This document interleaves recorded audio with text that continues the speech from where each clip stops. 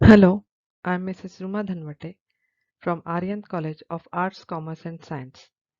In this video lecture, we shall see about the database languages. Types of DBMS languages.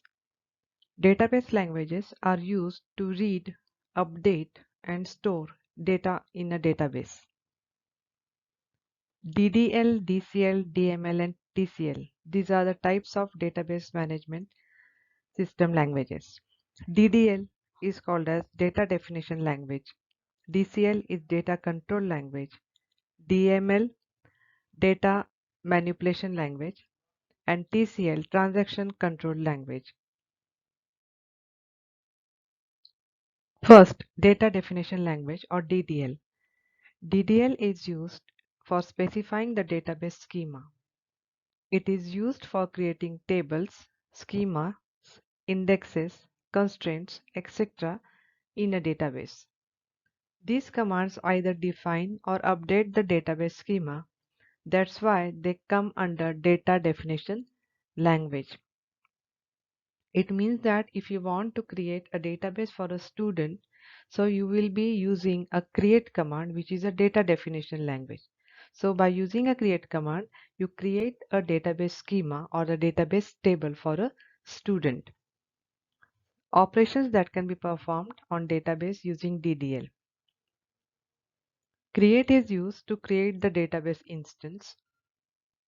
To alter the structure of the database, we use the alter command. To remove a table from the database, a drop command is used. Now, when you use this drop command, it also removes the table from the database, and wherever the table is used, they are also removed. So the operation cannot be rolled back, and no DML triggers will be fired. So drop command removes a table from a database, and all the table rows, indexes and the privileges related to the table will also be removed. To remove all rows from a table, a truncate command is used and it removes all the rows from a table at a go, and this operation cannot be rolled back. And rename is used to change the name of a database or rename a database. DML, data manipulation language. DML is used for accessing and manipulating data in a database. The following operations on database comes under DML. Select, insert, update and delete. Now select command is used to read records from a table. We have created a table using the data definition language command create, and if you insert all the values in it. So to insert the values in a table, an insert command is used. Once you save the table, and if you want to see what you have inserted or what are the contents of the table, you use the select command. Next is the update command, which updates the data in the table.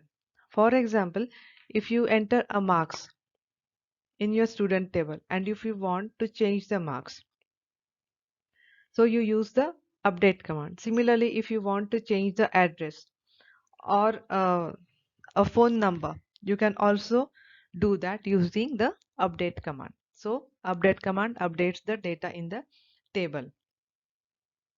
Delete command, it removes some or all the records from the table. The delete command is used to remove some or all rows from a table, and a where clause is used. That means you have to specify a condition, and according to the condition the rows will be deleted. For example, if you want to delete the record of students who have got less than 40 marks, so you will use a clause or a where condition, and you'll specify marks less than 40, so those rows will be deleted.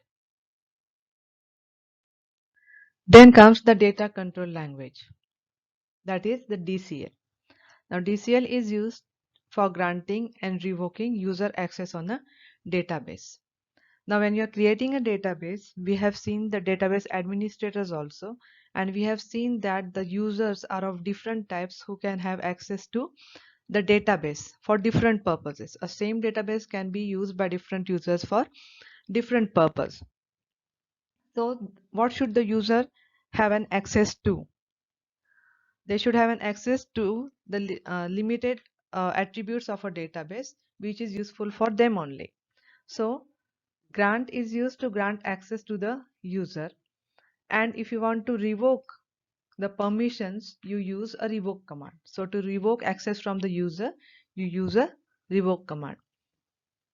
So SQL grant is a command used to provide access or privileges on the database objects to the users, and the revoke command removes user access rights or privileges to the database objects. Now privilege is the access right or privilege granted to the user, and some of the access rights are all, execute, and select. Next is the transaction control language, that is TCL. Now the changes in the database that we made using the DML commands, that is the data manipulation language commands, are either performed or rolled back using the TCL.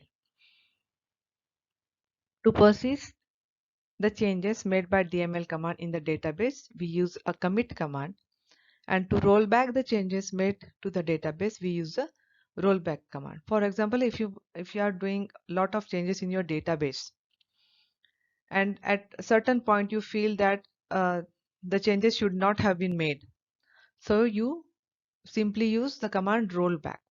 And if you are sure that whatever changes you have made are permanent and should be stored, you will use a commit command. So the commit command commits the database changes that were made during the current transaction and making the changes permanent. Once you use a commit command, then you cannot use the rollback. That means your database will not go to the previous instance or a previous state. So statement commits the database and the changes are permanent and you will not be able to roll back. And the rollback statement backs out or cancels the database changes that are made by the current transaction and restores the changed data to the state before the transaction began. Okay, so these were the database languages. Thank you.